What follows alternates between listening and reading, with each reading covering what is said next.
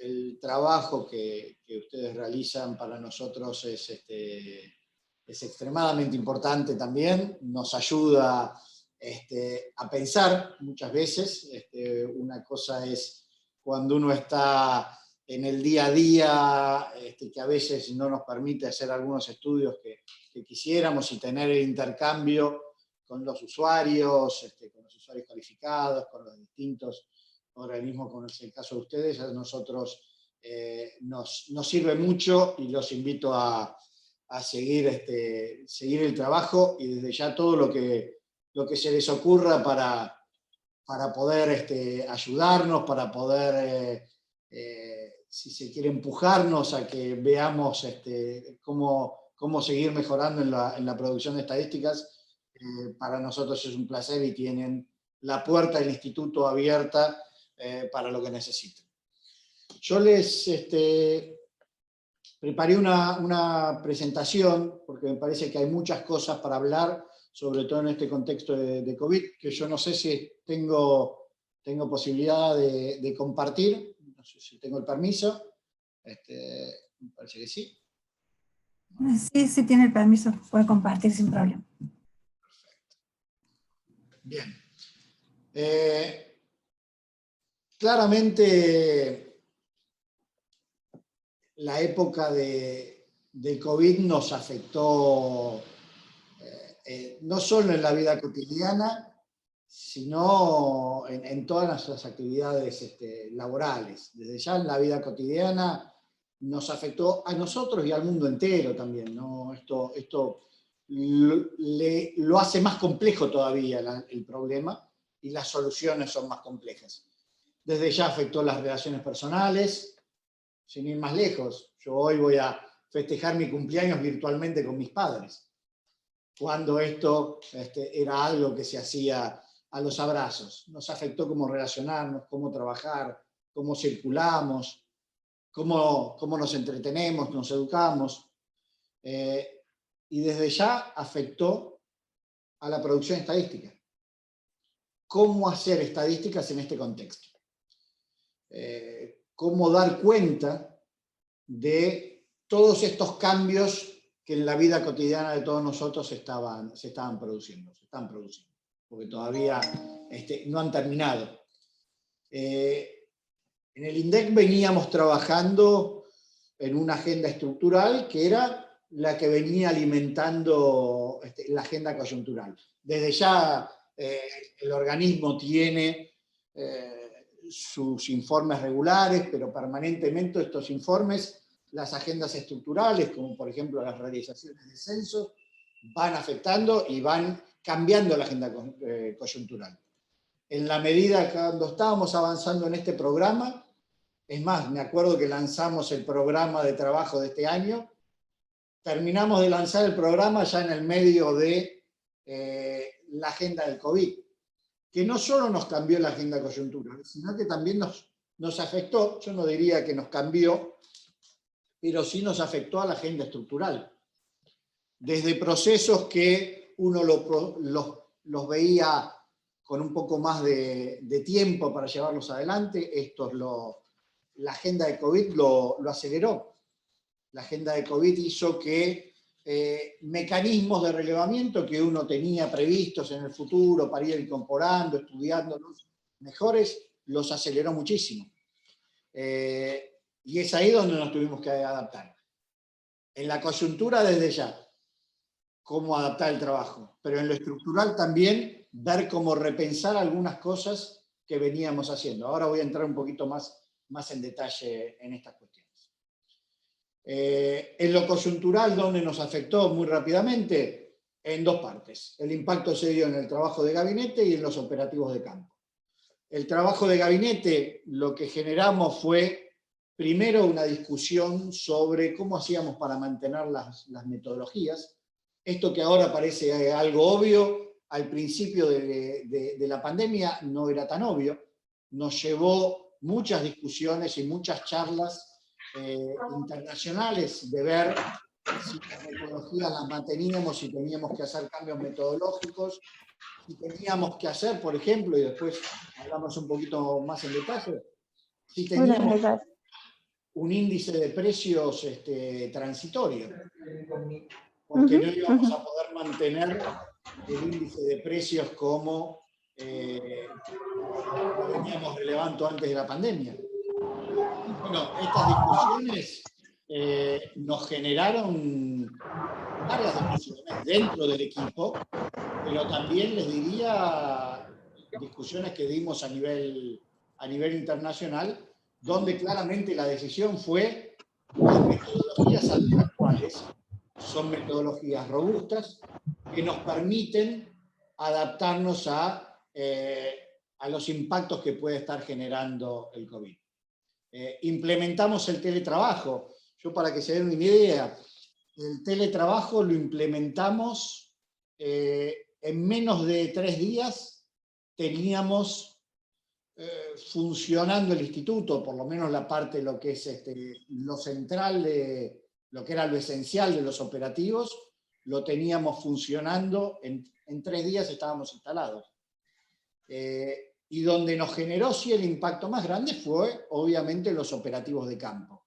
Que esto, si se quiere, es lo que tuvimos que adaptarnos, es lo que tuvimos que cambiar. Cómo pasábamos a relevar de forma presencial muchos de los operativos a nuevos mecanismos, que no eran mecanismos ajenos a la elaboración estadística. Los operativos, los relevamientos online, los relevamientos telefónicos, o los relevamientos vía cuestionarios electrónicos, era parte natural del operativo del instituto, pero había operaciones estadísticas como la del índice de precios o la encuesta permanente de hogares, donde era una parte no sustancial de los operativos. Quizás cuando uno habla de un indicador económico, como puede ser la producción industrial manufacturera, ahí era moneda corriente la utilización de herramientas electrónicas. En el relevamiento de índice de precios consumidor, mayorista, CPH, lo usábamos muy circunstancialmente. Y tuvimos que adaptarnos a empezar a hacer esos relevamientos únicamente por esas vías. Esto nos llevó, de vuelta, como les decía, cambios en las modalidades y adaptaciones muy grandes. Para que se den una idea hoy cómo estamos trabajando, solo les diría que el 3% de la gente que trabaja en el instituto hoy lo está haciendo de forma presencial. Adaptamos los operativos, mantuvimos las metodologías. Esto que uno lo dice así quizás más fácil ahora, al principio fue muy complicado. El hecho de que yo les diga que en muy poco tiempo implementamos el teletrabajo, implicó un cambio estructural de nuestra informática. Digo, desde el hecho de cómo hacer para que todos los trabajadores y trabajadoras reciban o tengan formas de acceder, que tengan las herramientas como las computadoras, las tablets, toda la logística que hubo que aplicar en eso, hasta quizás la discusión de cómo instalábamos antivirus o firewalls en las distintas computadoras. Yo digo, la instalación de antivirus. Seguramente ustedes están pensando, bueno, es obvio, se baja un programa y se instala. Es mucho más que eso para nosotros. Para nosotros la discusión de la implementación de poner los antivirus, los firewalls, tenía que ver con la seguridad informática en la producción estadística. Tenía que ver en cómo hacíamos para asegurarnos de que en el medio no haya datos que pudieran sufrir cambios. No porque alguien se pusiera a hackear, que era posible, pero sino también que no estemos generando problemas de conexión y que eso afectaba a los datos. En términos de seguridad informática trabajamos muchísimo. Esta seguridad informática tenía también que ver en cómo hacíamos para resguardar el secreto estadístico. Digo, que nos hackeen un operativo tiene consecuencias sobre el secreto estadístico, que era parte también de lo que tratamos muy al principio. Yo les cuento todo esto y quizás son cosas que no se vieron, que no son las que se hacen públicas, pero para nosotros fueron absolutamente centrales para dar seguridad y robustez a la información que estábamos elaborando. Tuvimos que salir a hacer acuerdos o mejorar nuestra relación con los distintos organismos públicos para tener acceso a registros administrativos. Que estos registros administrativos no solo era para tener información, sino muchas veces para poder hacer controles de la información que teníamos. Les voy a poner un caso muy concreto. La base de datos de precios claros. Es una base que tiene el Ministerio de Producción. El hecho de que nosotros hayamos podido acceder a esa base y estamos pudiendo trabajar con el microdato de esa base, nos permite los relevamientos que nosotros estamos haciendo ahora online o vía telefónica, nos permite tener distintas herramientas de chequeo de los datos. Muchas veces estos registros no terminamos utilizando el dato como parte del relevamiento. O sea, no lo utilizamos en la estadística que hacemos pública, pero sí son instancias de control y chequeo que permanentemente estamos haciendo. La forma de relacionarnos con las direcciones provinciales de estadísticas. Ustedes saben que Argentina tiene un sistema federal de estadísticas. En el medio de la pandemia, la relación que naturalmente tiene el Instituto de Estadísticas con el resto de las direcciones provinciales, hubo que aceitarla muchísimo. Cómo adaptábamos a las realidades provinciales cada uno de los operativos. Al principio quizás era todo el país que estaba dentro de la ASPO, dentro de las restricciones a la movilidad. Pero a medida que iban pasando las semanas y los meses, empezamos a tener una diversidad, y todavía hoy tenemos una diversidad muy grande de situaciones a lo largo de las 24 provincias, 23 más Ciudad de Buenos Aires. Las diferencias nos hacen que tengamos que tener una comunicación y una coordinación muy grande con las direcciones provinciales y podamos ir viendo en cada una de esas realidades cómo adaptar los operativos. Desde ya que nosotros tratamos de siempre tener operativos homogéneos, justamente para no tener ningún problema en generar algún sesgo. Pero esto hubo que ir evaluándolo, hubo que ir hablándolo con cada una de las direcciones.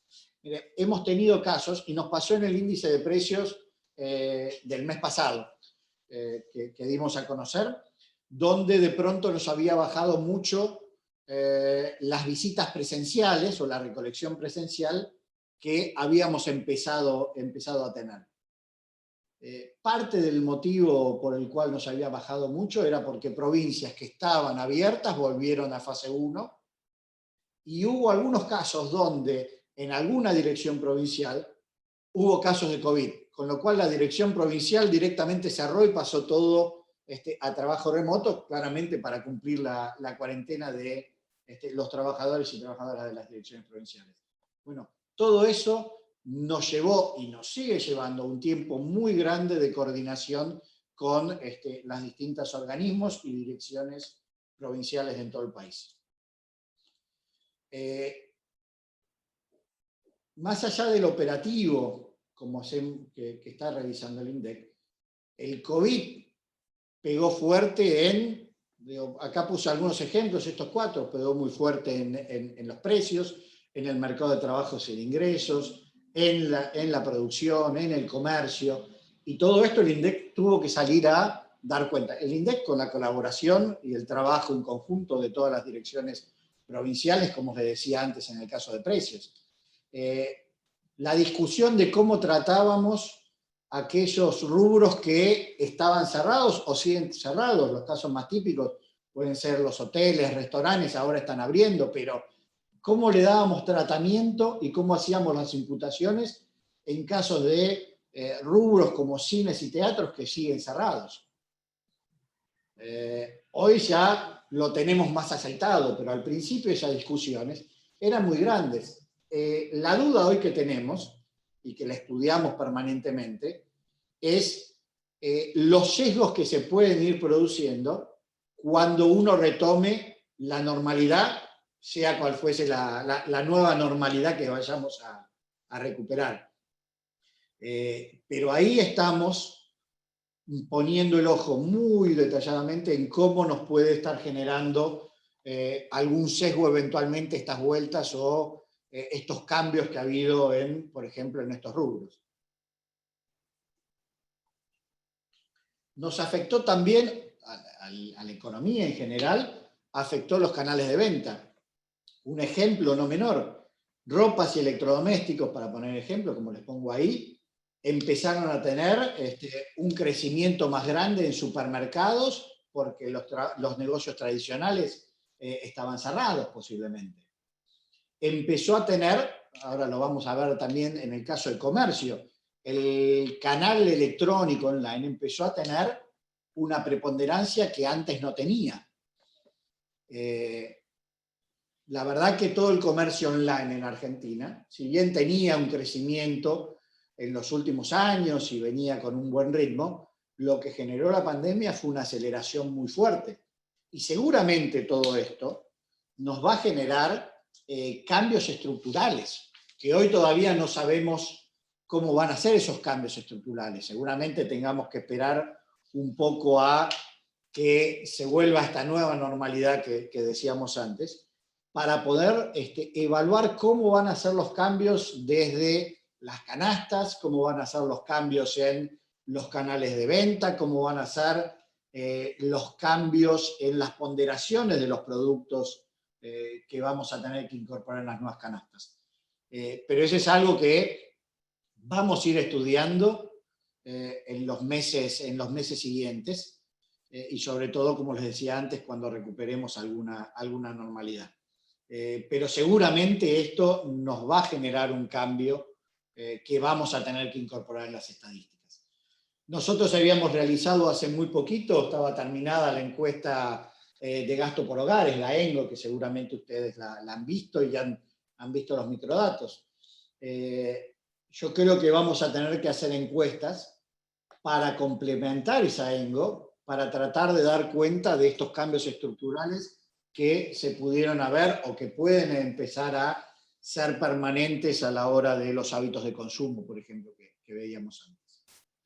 En el caso del comercio, para poner ejemplo del online que les decía, la facturación en el negocio online entre enero y agosto aumentó 258% interanual, cuando las ventas en salón o tradicionales, si se quiere, habían aumentado solo un 48%. Los mayoristas empezaron a tener un crecimiento más grande que los supermercados.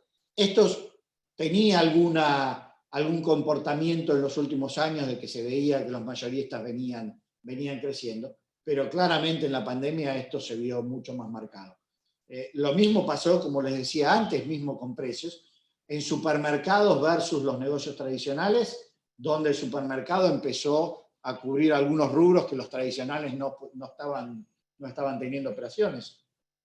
Posiblemente esto vaya a tener una retracción. Es más, esto no es dato estadístico porque todavía no lo tenemos registrado y confirmado con las estadísticas, pero uno lo que empieza a ver, y se abrieron hace muy pocos días, se abrieron los shoppings, donde empieza a ver que el público prefiere más, hoy por hoy, un negocio tradicional que quizás ir a un shopping. De vuelta, la pregunta es si esto va a ser algo transitorio o va a ser algo permanente. Si vamos a tener que incorporar estos cambios en las ponderaciones, como les decíamos antes.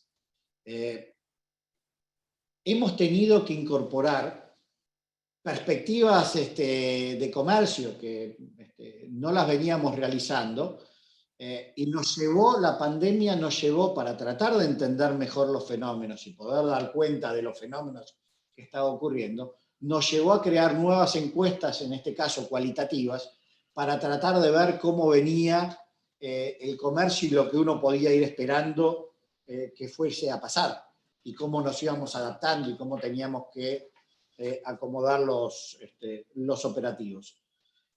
Para que se den una idea, estas encuestas cualitativas que hicimos, también las hicimos, que no las hicimos públicas estas, pero también las hicimos con las distintas provincias. Cuando yo antes les decía que teníamos que tener en consideración las realidades provinciales y cómo se iban abriendo, esto para nosotros nos significó tener que hacer una encuesta, si se quiere, de vuelta solo para uso interno en principio, donde íbamos viendo cada 15 días cómo era la apertura por rubro y por región, o por provincia si se quiere, cada 15 días. ¿Esto para qué nos sirvió? Ejemplo, para poder adaptar los ajustes que había que hacer en las horas trabajadas, por ejemplo, en el cálculo del Producto Interno Bruto. Perdón, yo siempre tengo el PBI versus el PIB como uno de los temas a discusión, pero lo correcto es en el PIB. Los ajustes que nosotros hicimos en las horas trabajadas, tanto del sector público como de educación, para el cálculo del PIB, tuvo que ver parte con estos análisis y estas encuestas cualitativas que hacíamos con las direcciones provinciales. ¿Cómo lo adaptábamos? La producción fue muy heterogénea y teníamos que tener mucho cuidado cuando poníamos un dato para ver cómo nos afectaba un rubro o el otro. Algunos ejemplos para que se vea lo heterogéneo que fue la caída de las recuperaciones que estamos viendo en los últimos meses de algunos sectores. Tenemos maquinarias agrícolas o farmacéuticos que crecen al 26 o al 2%, cuando, por ejemplo, neumático y asfalto están cayendo 45 y 52, 51,9%. En la producción estadística, esto lo que nos genera, o que nos está generando, es un nivel de análisis y un nivel de detalle antes de publicar un dato muy grande. ¿Por qué lo digo esto? Porque no solo tuvimos que adaptarnos a hacer el trabajo que hacíamos presencial o hacíamos en las oficinas a lo remoto, sino que también el esfuerzo de cada uno de los trabajadores y trabajadoras del instituto y de las direcciones provinciales ha sido fenomenal. Y yo no me canso de agradecerle a todo el equipo de trabajo todo el esfuerzo que está realizando y que viene realizando. A mí me toca circunstancialmente ser la cara visible, si se quiere, del instituto, pero hay un equipo de trabajo muy, muy comprometido y que viene trabajando con muchísima seriedad para mantener toda la producción estadística en tiempo y forma. En el mercado de trabajo, y ahora voy a entrar en un punto no menor, se vieron cambios muy significativos. Generalmente en Argentina se suele ver, o lo que es más conocido es la tasa de desempleo. Y lo que vimos que en el mercado de trabajo, las restricciones, el ASPO, la cuarentena, generaron un impacto muy grande. Desde la caída en los puestos de trabajo hasta las dificultades para salir a buscar, y muchos que no salían a buscar y en consecuencia no pasaban a ser desempleados porque no estaban buscando. La incidencia que tuvo una tasa que generalmente se mira muy poquito, que es el inactivo marginal, que generalmente representa un 0,7% por trimestre o menos, y de pronto pasó a representar casi un 5%, 4,6% para ser exacto. Las modalidades de trabajo, cómo cambió el trabajo de lo presencial a el trabajo remoto o el trabajo en la vivienda. Fíjense, en el segundo trimestre del 2019, el trabajo en la vivienda era 2,3%. En el segundo trimestre del 2020 pasó a ser del 22%. Lo mismo pasó en los trabajadores y trabajadoras, los asalariados que usan equipos propios, del 2,6% al 15,5%. Todo esto nos llevó a un esfuerzo muy grande en comunicación. Estos son algunos que seguramente ustedes los han visto, algunos de los trabajos que realizamos en materia de comunicación. Porque de vuelta, nosotros teníamos que lograr explicar la realidad de lo que estaba pasando. En el mercado de trabajo fue uno de los ejemplos más claros, de formas más sencillas. ¿Cómo hacíamos, si se quiere, alfabetización estadística para comprender la realidad de lo que nos estaba pasando en el medio de la cuarentena? Este es el primero que tenemos a la izquierda, es el resumen del EPH del informe del mercado de trabajo, donde justamente fíjense cómo parte de lo que tratamos de generar en estas infografías es tratar de tener una mirada integral de lo que estaba pasando en el mercado de trabajo. No solo miremos la tasa de desocupación, que sí había subido, pero si uno solo se quedaba con la tasa de desocupación, no terminaba de entender la complejidad de lo que nos estaba pasando en materia laboral. La cuenta generación del ingreso también, cómo cambiaba la participación de la generación de los ingresos en los hogares, cómo lo reflejábamos, cómo podíamos ir manteniendo, ahí tenemos también la incidencia de pobreza, la evolución de la distribución del ingreso, cómo incorporábamos, por ejemplo, cómo era el peso de los programas de contención dentro de la cuarentena, cómo impactaba la tarjeta alimentaria, cómo impactaba el IFE, cómo impactaban los ATP. Bueno, todo eso fue lo que teníamos que lograr transmitir de alguna manera, que teníamos que hacer alguna alfabetización estadística para lograr que se puedan ver los informes en integralidad. Yo seguramente les digo esto a ustedes, que ustedes son usuarios calificados, ustedes son usuarios que se fijan mucho en el microdato, pero eso no es la realidad de lo que nos pasa con la totalidad de los usuarios. Les diría, son de los menos. Y el INDEC tenía que hacer un esfuerzo muy grande en cómo ampliar su público o la cantidad de usuarios, si se quiere. Cómo lográbamos comunicar mejor. Cómo lográbamos comunicarle y hablarle al usuario, al turista, que entra, mira el dato y se va. Y cómo hacíamos para hablarle al usuario, al minero, ¿no? Que puede ser el caso de ustedes, que se meten en el microdato, lo trabajan, lo analizan en muy a detalle. Y esa para nosotros fue uno de los ejes centrales en materia de comunicación. Nosotros tenemos que ser capaces de hablarle absolutamente a todos los usuarios. Y ahí fue el esfuerzo que hicimos en materia de ejemplo esos informes. Para poner en números, desde el inicio de las restricciones, que fueron el 20 de marzo, hasta la actualidad. Hemos publicado 166 informes periódicos o publicaciones, y algunas que no eran periódicas, que ahora las vamos a ver un poquito más en detalle. Solo hemos tenido que reprogramar 5 publicaciones, de las cuales solamente 2 fueron publicaciones periódicas o de coyuntura, que tuvo que ver con el traslado de un feriado que fue justo al principio de la cuarentena. Básicamente fueron el índice de pobreza, me los acuerdo porque los vimos muy en detalle, y el índice, el CBS, el coeficiente de variación salarial. Los pasamos de, si yo no recuerdo mal, un jueves o un viernes que salía, lo pasamos para el lunes o martes,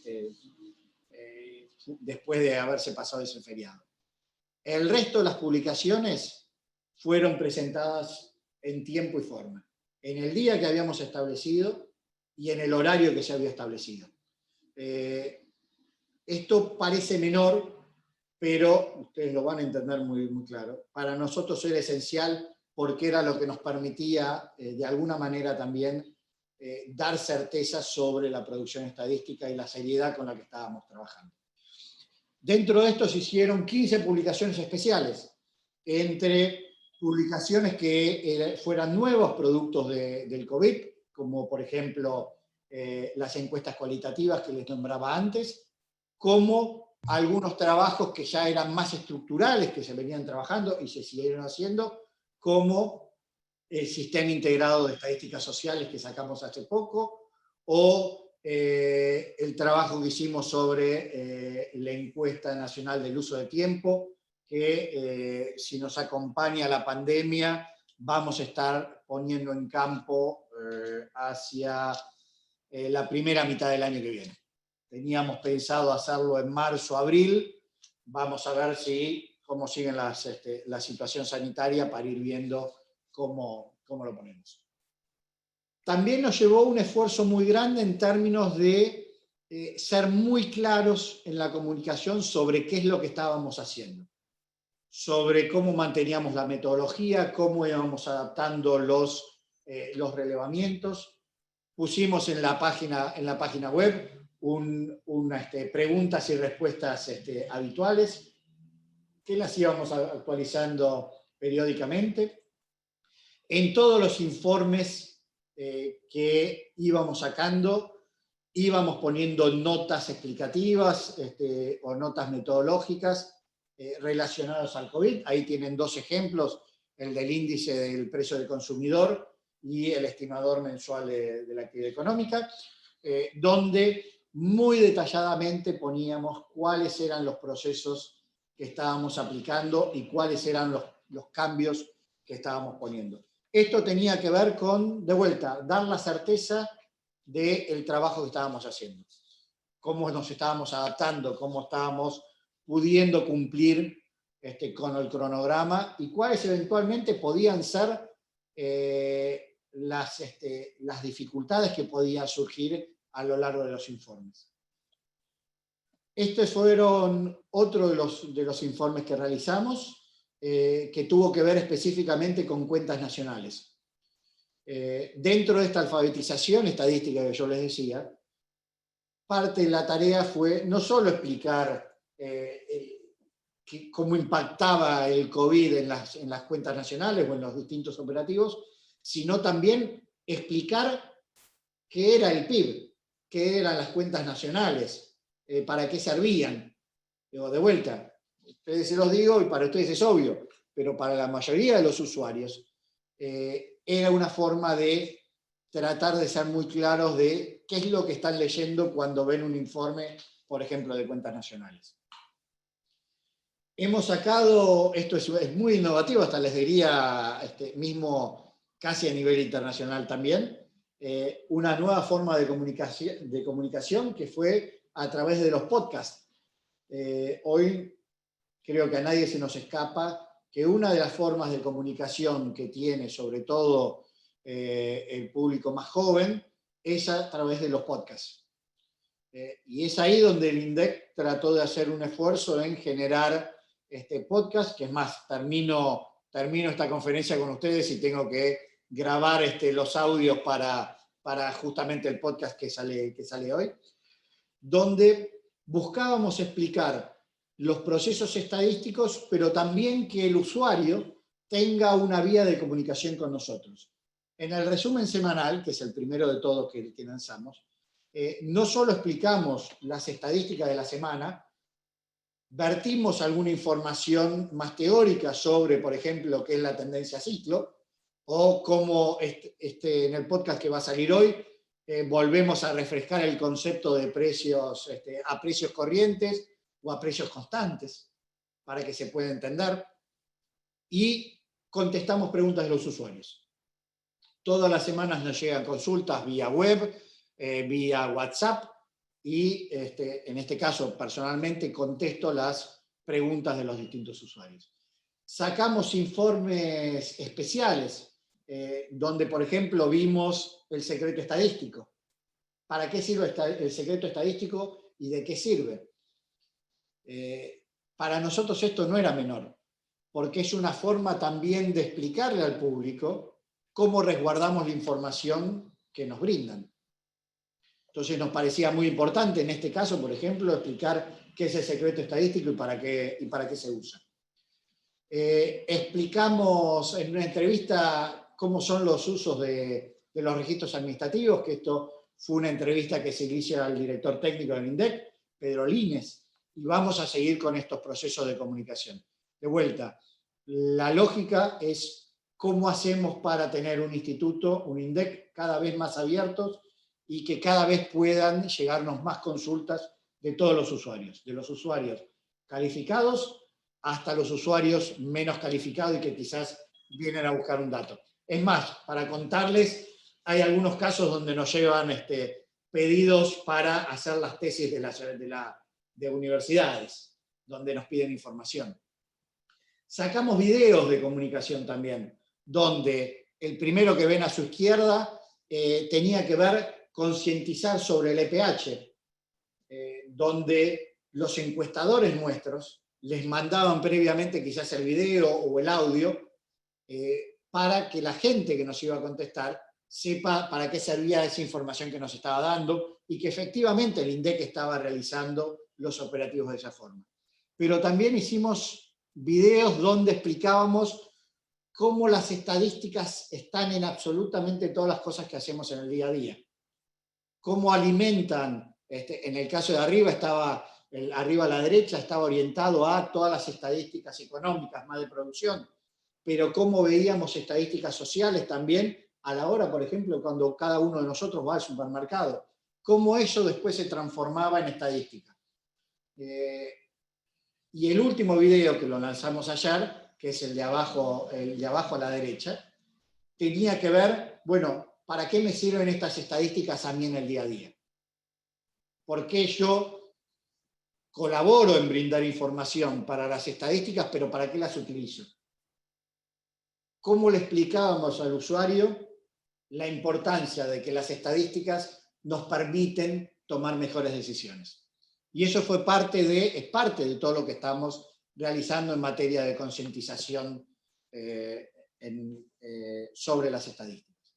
Obviamente, la pandemia nos generó una discusión sobre la inmediatez que teníamos que tener en los datos. La necesidad permanente de tener casi datos online nos llevó a la discusión de entre la inmediatez y la robustez de los datos. Y cómo hacíamos, o cómo hacemos, porque este es un proceso que obviamente vamos a seguir dando a lo largo de los años, naturalmente, cómo hacemos estadísticas que cuide la robustez, pero que cada vez tenga mayor velocidad en el momento donde los damos. Desde ya, nuestro foco central es que las estadísticas que produzcamos sean robustas y sean confiables, pero tenemos el desafío de que estas estadísticas cada vez las tenemos que ir haciendo más rápido y con mayor información.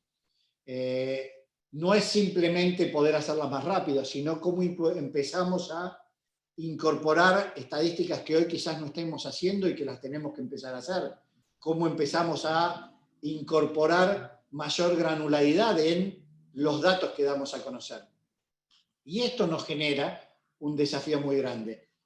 Cuando yo les hablaba antes de la agenda estructural y la agenda coyuntural, y cómo el COVID había afectado, lo que nos generó el COVID en estos casos no es que antes no estaban estos problemas. Lo que nos generó el COVID es la necesidad de acelerar los procesos, de cómo incorporar tecnología, por ejemplo, de forma más rápida, donde uno lo tenía previsto más en el tiempo. Cómo empezar a medir estas nuevas normalidades y que esa nueva normalidad se va a terminar reflejando en cuestiones estructurales. Todo esto fue lo que nos fue comunicando, nos fue generando el COVID. Claramente en todo este proceso, y desde el día 1 que yo asumí, y desde ya continuando también parte de la tarea que venía realizando ya el Instituto en la gestión anterior, 3 ejes centrales que nos mueven en el día a día. La independencia y la objetividad. Los institutos estadísticos tienen que ser ajenos a cualquier vaivén político. Son organismos especializados, técnicos, donde su objetivo es reflejar la realidad de lo que está pasando. Es dar información para que se puedan tomar mejores decisiones. La integralidad. ¿Cómo hacemos para extender y profundizar el acervo estadístico? ¿Cómo vamos siguiendo las nuevas demandas? Ejemplo, lo que hablábamos antes de los canales online, que son una realidad que tenemos que ir incorporando. Y sobre todo, cómo hacer todo esto con un grado de transparencia muy, muy grande. Por eso, de vuelta, parte del eje que yo les decía antes, en términos de comunicación, cómo hemos tratado de ser absolutamente transparentes en cada uno de los pasos que íbamos dando en el medio de esta pandemia y en el medio de esta crisis. Ustedes tienen muy claros que las tres formas que tenemos de recolección de datos, hay dos que son las más usuales para organismos como el INDEC, que son a través de los censos o las encuestas, pero el desafío importante que tenemos ahora es cómo ampliamos la utilización de los registros administrativos. Cuando uno dice esto, parece ser que uno quiere sustituir las encuestas por los registros administrativos. Y yo creo que es todo lo contrario. Son los registros administrativos los que nos van a permitir poder tener mayor cantidad de encuestas y encuestas mucho más específicas. Les pongo el caso de la encuesta permanente de edades, de pH. Si yo parte de esos relevamientos lo tengo de registros administrativos, cuando yo hago el operativo de pH, puedo hacer preguntas mucho más específicas porque el resto de la información ya la tengo. Si yo puedo utilizar los registros administrativos, o en este caso no registros, pero un ticket de supermercado, las tiras de caja de los supermercados, para el relevamiento de índices de precios al consumidor, me permite hacer operativos mucho más detallados en los comercios tradicionales o los de cercanía. Me permite destinar recursos para poder hacer la cadena de precios entera, desde la puesta en puerta de un producto hasta cómo llega al consumidor, cómo hacer los canales mayoristas. Es por eso la necesidad de incorporar registros y nuevas herramientas de captación de datos. Es donde nosotros estamos trabajando y donde queremos ir a trabajar en mucho detalle. Esto nos despierta una discusión no menor, que es una discusión internacional también, que tiene que ver con la gobernanza de los datos. ¿Cómo administramos los datos? ¿Quién puede tener acceso? ¿Quién no puede tener acceso? ¿Quién tiene acceso irrestricto y quién tiene acceso, por ejemplo, con mecanismos de anonimización del dato? Esto se da, por ejemplo, mucho en estadísticas tributarias. Es información que tiene que ser resguardada. Entonces, hay que trabajar mucho en las reglas de gobernanza de la información y las reglas de anonimización de la información, justamente para resguardar uno de nuestros ejes centrales, que es el secreto estadístico. En esto, la parte de sistemas es absolutamente central. Nosotros venimos trabajando, como les decía antes, en seguridad informática, en proyectos específicos que tienen que ver cómo le damos automatización a algunos operativos, cómo podemos generar mecanismos de control y chequeo de la información cada vez más automáticos que nos permitan ser mucho más minuciosos en el análisis de los datos que estamos poniendo. Esto es absolutamente central si vamos a estar incorporando todo lo que son los datos masivos, la Big Data, los registros administrativos.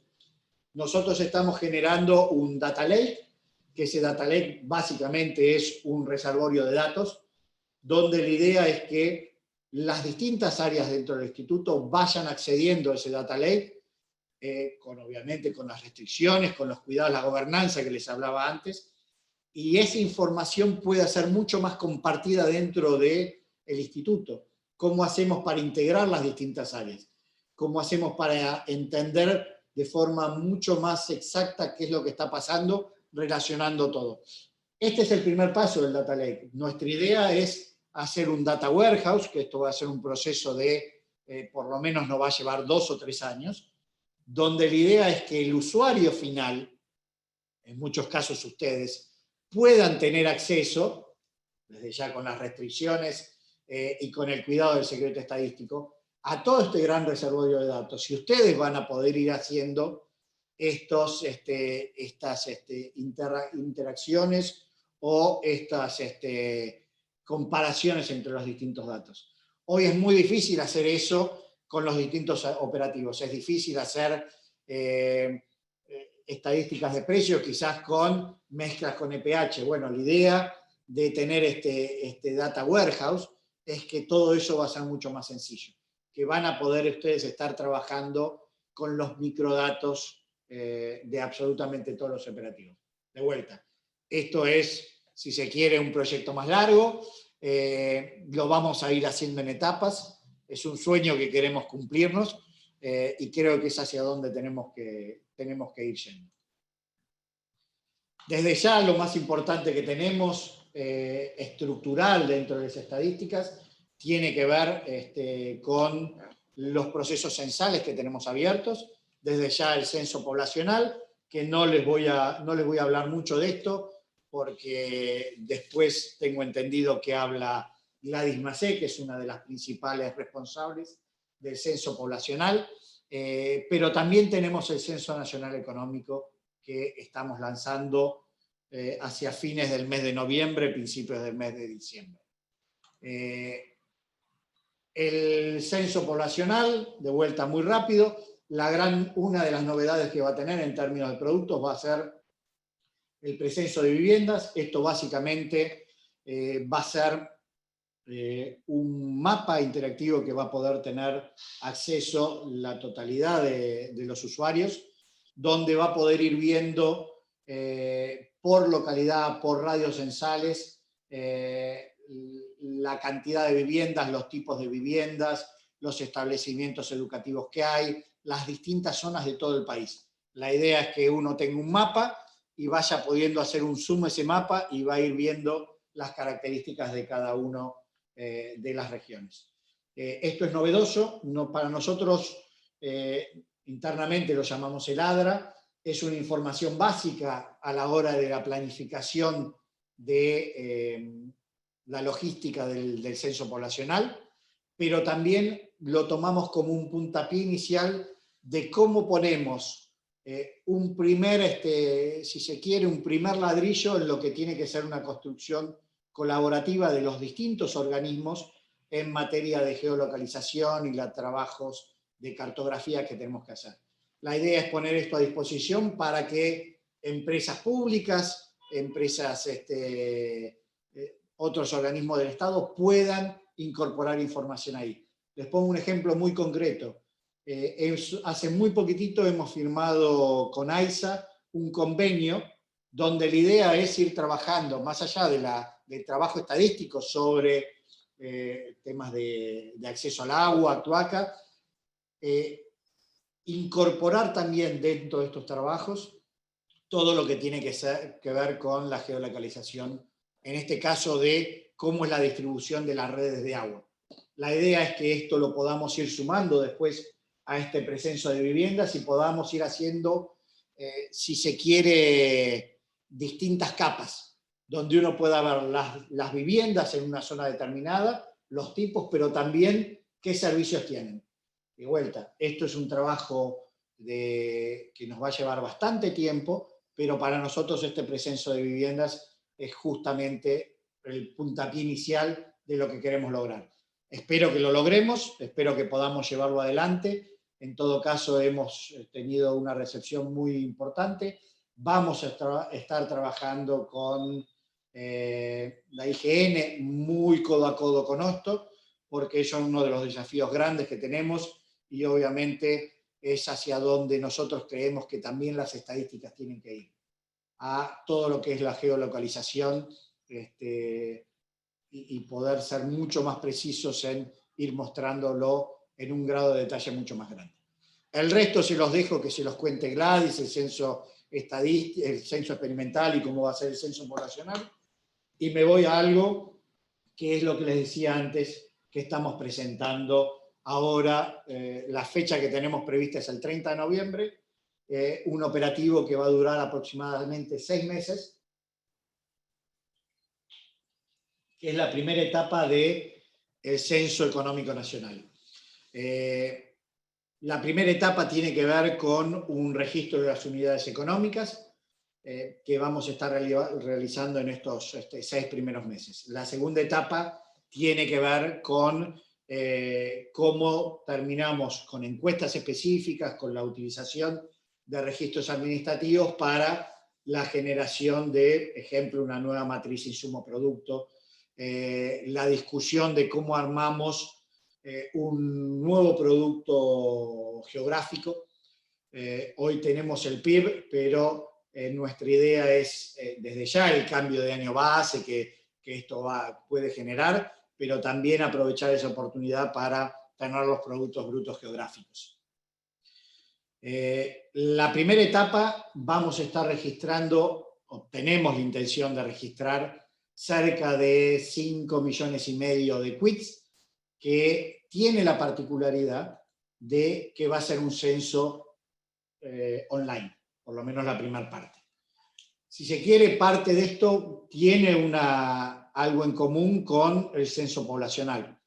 Al censo poblacional le vamos a estar incorporando el icenso.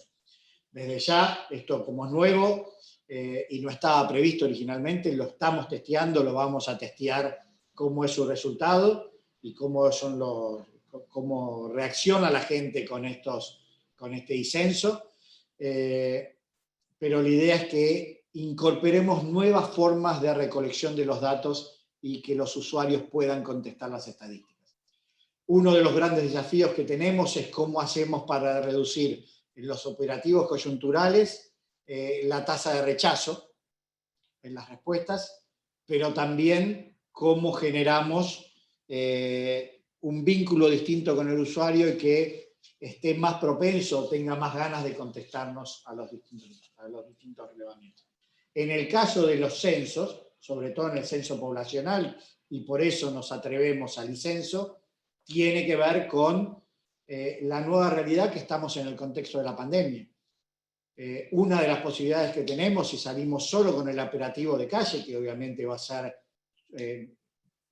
y sigue siendo el eje central del censo, pero podemos sufrir una tasa de rechazo mucho más grande, producto de que la gente pueda tener miedo en el contexto de pandemia a abrirnos la puerta y a dejar entrar un censista a su casa por más de 20 minutos, que es lo que dura el proceso censal. Entonces, poder poner a disposición de los usuarios distintas herramientas de respuestas es parte de lo que venimos trabajando y vamos a seguir trabajando. En definitiva, ¿cómo hacemos para modernizar las estadísticas? ¿Cómo hacemos para que estas estadísticas sean cada vez más abarcativas? ¿Cómo hacemos para que la información que damos cada vez sea más granular? Y en definitiva, ¿cómo hacemos para que cada vez la información que produzcamos permita tomar mejores decisiones? Muchas gracias. Con esto dejo de compartir la pantalla. Pero el trabajo de vuelta que venimos realizando, y no me canso de decirlo, es principalmente gracias al esfuerzo de cada uno de los trabajadoras y trabajadoras del instituto y de las direcciones provinciales, y también de usuarios como ustedes, que cada vez que ven algo raro o alguna pregunta o alguna sugerencia, inmediatamente nos las hacen llegar, y eso es lo que nos incentiva a nosotros, es a hacer cada vez las cosas de mejor manera y más abarcativas. Así que muchas gracias, y de vuelta, como les decía al principio, las puertas del instituto están abiertas para lo que ustedes necesiten y para lo que quieran sugerirnos. Muchas gracias. Muchas gracias, licenciado. Esperemos que, la verdad es que me encantó su conferencia porque me parece muy importante lo que están haciendo en el INDEC. Como ciudadana incluso me siento muy contenta por eso, porque creo que el INDEC es un organismo fundamental para mejorar la calidad de vida de los ciudadanos. Así que bueno, voy a dejar abierta, tiene un momentito para que abramos preguntas. Voy a dejar abierto para las preguntas que quieran hacer. Y quiero fundamentalmente presentarle, ya lo conoce, a una persona que lo conoce a usted desde hace muchos años, que es Enrique Álvarez. ¿Estás por ahí, Enrique? Que quería... Sí, ¿qué tal? Ahí estás. Bueno, igualmente quería felicitar al licenciado Labaña por una presentación muy completa y clarísima. Y sí, también saludarte, hace 20 años o más que no te veo, no sé si cuánto te acordarás, yo era ayudante de Juan Carlos Auenheimer, en la UCA cuando vos fuiste alumno, creo que un cuatrimestre. Y bueno, Sí. muy lindos recuerdos. La verdad, debo decirte, Enrique, si me acuerdo, me ha hecho sufrir a Bergheimer, pero, y en consecuencia vos también, pero mirá dónde terminé, así que algo bien habrán hecho en mi formación académica para que le termine tomando el gusto a las estadísticas, a las matemáticas, que la verdad, a la econometría, que después terminé dando clases de econometría, pero la verdad que soy un apasionado de lo que hago, más allá de mi rol, que es un rol que la dirección del instituto tiene una combinación rara, porque tenés que, por un lado, tener algunos conocimientos técnicos, lo que es obvio, pero también tenés que poder tener formas de comunicación, tenés que tener formas de hablarle a la política también, porque muchos de estos convenios que hablábamos antes, o poder lograr generar una confianza en absolutamente todos, tiene que ver con eso, de poder hablar y poder contarles de forma clara a los distintos usuarios, los distintos sectores políticos, los distintos organismos, para qué y cómo hacemos las estadísticas. Claro, excelente.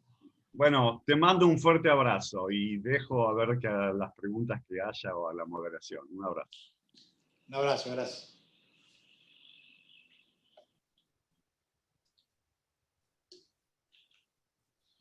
Lita, tenés el micrófono apagado. Perdón, ¿alguien quiere hacer alguna pregunta al licenciado Labaña? Aprovechen que En está el chat hay algunas, si las podés ver. Ah, bueno, a ver. ¿Las podrían repetir? Quizás las podrían repetir ahora que tenemos la posibilidad de abrir el micrófono y decirlas.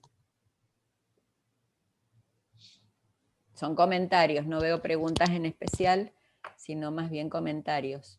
Esto es una pregunta, Cristín, ¿están previstos operativos sobre discapacidad? A ver, discapacidad, lo que tenemos próximamente es el censo poblacional, donde en el censo poblacional incorporamos, igualmente la voy a dejar a Gladys después que le cuente en detalle, pero incorporamos todas las recomendaciones internacionales en materia de discapacidad, con lo cual eso es lo que nos va a dar a nosotros un marco muestral nuevo sobre después los que vamos a trabajar para hacer encuestas específicas. Creo que el primer punto es tener el censo, los resultados, y después sí seguramente nos va a permitir plantear nuevas encuestas de discapacidad para actualizar la última que hubo, ¿no? Pero la idea es primero terminar el censo, tener un nuevo marco muestral y ahí salir con eso. La otra pregunta que me atrevo a hacerla yo, que estaba no es mía, pero está en el chat, es con esta nueva normalidad, ¿se esperaría tener un retraso en la entrega de los microdatos de la EPH de ahora en adelante? No, los microdatos, no me acuerdo exactamente en el cronograma ahora, perdón, se me confunden las fechas, son muchas fechas, pero estamos publicándolos, yo no me acuerdo si la semana que viene creo que publicamos los datos los microdatos. Estamos cumpliendo el cronograma al 100% en las fechas que estamos previendo. En todo caso, sí, lo que vamos a estar trabajando son permanentemente en ver cómo hacemos para actualizar las preguntas, cómo hacemos para incorporar nuevos focos que tengamos que ver. Novedades que sí tenemos, que tiene que ver en cierta forma, datos complementarios al EPH. Vamos a estar saliendo, si Dios quiere y todo sale bien, en el mes de diciembre con un informe preliminar sobre el impacto de COVID. Es más, creo que hoy terminaba el operativo de campo de una encuesta que hicimos específica sobre el impacto de COVID y que los primeros resultados preliminares los estamos publicando de vuelta. Todavía no está en el calendario, así que no lo tomen como una fecha cierta, pero en diciembre la intención es ir publicando los resultados.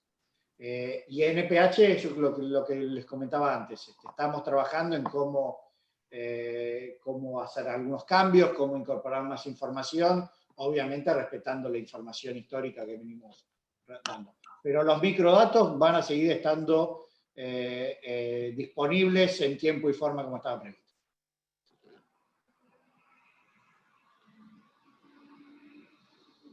Gracias. Ahí la veo Adriana, que está ahí, puso un comentario. Adriana pregunta. Adriana. No está, me parece. Sí, ahí está. Pon el audio, Adriana. No tenés audio, Adriana. No Ahí tenés se micrófono. ¿Ahora se escucha o no? Sí. Ahora sí. Disculpe, quería felicitarlo porque en realidad yo soy una pionera de la alfabetización estadística y además soy subdirectora del programa de alfabetización estadística internacional. Y bueno, que usted haya nombrado varias veces esa palabra, que esté incorporado ahora desde el INDEC me parece re importante. Y lo otro es que me preocupa en todo este tiempo donde he participado de varios congresos internacionales, la poca participación del INDEC en estos eventos. Si está previsto mayor participación, presencia, porque me parece muy importante, y bueno, y la continuidad de esto de la alfabetización estadística en donde podamos tener alguna interacción. A ver, empiezo por el final, esto que decías, la interacción, desde ya, lo que se te ocurra, estamos abiertos a escuchar siempre, todo lo que tenga que ver con la alfabetización, bienvenido. Nosotros estamos relanzando un programa, en realidad lo estamos ampliando, que es un programa donde ya vamos a empezar ahora en visitas a colegios, obviamente va a ser de forma virtual. El otro día, en una charla en un colegio primario, que eran alumnos de 9, 10 años, que me invitaron a hablar, salí muy entusiasmado de esa charla, porque el grado de calidad de las preguntas que hacían los chicos, con esa inocencia que tienen los chicos, era fenomenal. Una pregunta pero en el censo me van a preguntar qué desayuné, que te permitía explicar cuál es la relevancia y qué información salimos a recolectar. ¿Por qué preguntamos una cosa sí y otra cosa no? Poder explicarle eso a los chicos es parte de esta educación, o esta alfabetización que nosotros queremos. En definitiva, para nosotros también es una inversión, porque cuanto más alfabetización estadística tengamos, más fácil es que nos respondan, más fácil es tener acceso a la información. Cuanto más la gente entienda que la información estadística te permite tomar mejores decisiones, como les decía antes, más ganas de contestarnos van a tener, más abiertos a contestarnos van a tener. Pero tampoco pretendo que vengan corriendo a contestarme, tampoco soy tan iluso, pero sí llevar esto. Y para nosotros todo por lo menos va a ser un año que tengamos hasta la fecha de realización del censo poblacional, que le estamos estimando más o menos para noviembre del año que viene. De vuelta, pandemia mediante, pero la tenemos previsto para noviembre del año que viene. Puerta abierta para pasarlo al 22 si la crisis sanitaria obviamente se extiende. Pero para nosotros todo este camino es también una apuesta a que el censo salga mejor. Así que sí, en ese sentido, bienvenido. Sobre la otra pregunta, nosotros hemos tenido mucha participación. Te soy sincero, no damos abasto con toda esta adaptación que hemos tenido que hacer, con también todos los compromisos que teníamos. Pero sí fuimos tratando de participar en la mayor cantidad de reuniones internacionales que podíamos, fuimos tratando de participar. Tuvimos que seleccionar a dónde íbamos y dónde no, justamente por parte de estos cuellos de botella que tenemos. También es cierto que parte del objetivo del INDEC, y es parte de nuestro trabajo que vamos a tratar de generar, es poner a nivel internacional al INDEC en un rol mucho más, más preponderante. Es lo que queremos lograr. No lo voy a lograr yo, obviamente lograr todo el instituto y profesionales del instituto, como por ejemplo, digo, la nombro a Gladys porque sé que habla después, pero no solo Gladys, sino todos los directores y todos los técnicos que tenemos dentro del instituto, que la verdad, la calidad técnica que hay es absolutamente admirable. Y yo creo que esa calidad técnica la tenemos que salir a prestar al mundo entero. Primero cumpliendo con los cronogramas nuestros, ¿no? Obviamente. Yo quería preguntar sobre las provincias, si toda esta informatización que se está haciendo, yo particularmente estoy en una provincia, y quería saber eso, cómo están funcionando las provincias con la informatización de la información. A ver, tenés distintas realidades a lo largo del país, desde ya. Tenés algunas provincias que están muy avanzadas, y hay otras provincias donde estamos tratando de generar un trabajo mucho más en conjunto para dar los saltos de calidad. Yo una de las cosas que quiero es ayudar a los saltos de calidad dentro del instituto. Y si yo pretendo dar un salto de calidad en las estadísticas del INDEC, naturalmente tengo que pretender que las direcciones provinciales de estadísticas den también un salto de calidad. Yo lo decía antes al principio, Argentina, nos guste o no nos guste, a mí me gusta, pero Argentina tiene un sistema federal de estadística. Claro. No es concentrado en una oficina al lado de Plaza de Mayo, donde vamos a poder realizar las estadísticas de todo el país. Es con la colaboración y el trabajo en conjunto con todas las direcciones provinciales y con todos los organismos del país donde vamos a poder dar este salto de calidad. En algunas de vuelta, un trabajo inmediato, si se quiere más fácil, en otras requieren programas de fortalecimiento institucional, muchos temas de capacitación que estamos impulsando.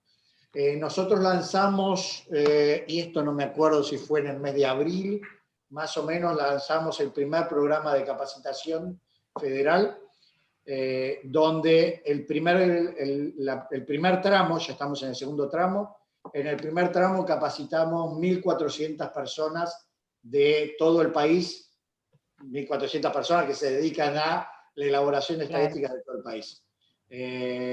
Esto surgió en una reunión que yo tuve con los directores provinciales, donde justamente fue un director de una regional, de una provincia, que me dijo, estaría bueno que avancemos en capacitación. Y ahí fue que creamos el Programa Federal de Capacitación. Y ha sido un éxito, y hoy tenemos, los primeros cursos los dieron profesionales del INDEC, y ahora ya estamos con cursos que están dictando los profesionales y los técnicos de las direcciones provinciales también. Así que es parte de este trabajo federal que tenemos que ir haciendo entre todos. Eso es lo que nos va a permitir dar saltos de calidad. Claro. Bueno, gracias. ¿Alguna pregunta más? Bueno, si no, lo dejamos al licenciado Labaña que vaya a festejar su cumpleaños un poco antes.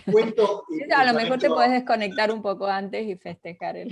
No, tengo varias reuniones todavía, pero les cuento una última donde hasta los invito a que ustedes también estudien, que yo les lo decía antes cuando veíamos los sectores, cómo habían ido la heterogeneidad en las caídas, en las recuperaciones.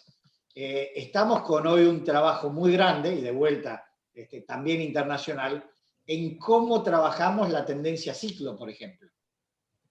¿Qué tenemos? ¿Outliers, producto de la pandemia, o tenemos un level shift? ¿O tenemos combinación de todo eso? Tenemos outliers aditivos en algunos casos, y en otros casos tenemos level shift. Posiblemente tengamos una combinación de todo. Nosotros en los informes venimos contando qué es lo que estamos haciendo, pero esta discusión todavía no terminó. Me parece que nos falta que se termine de acomodar la nueva realidad para que vayamos a tener esas discusiones metodológicas que de vuelta las damos acá en Argentina, pero también se están dando en el mundo entero. Y es ahí donde, y volviendo a la pregunta de Adriana, el INDEC va a querer participar activamente en esas discusiones. Así que de vuelta les agradezco muchísimo y les dejo este tema, bueno, muchas gracias. por ejemplo, para que cualquier sugerencia, bienvenida.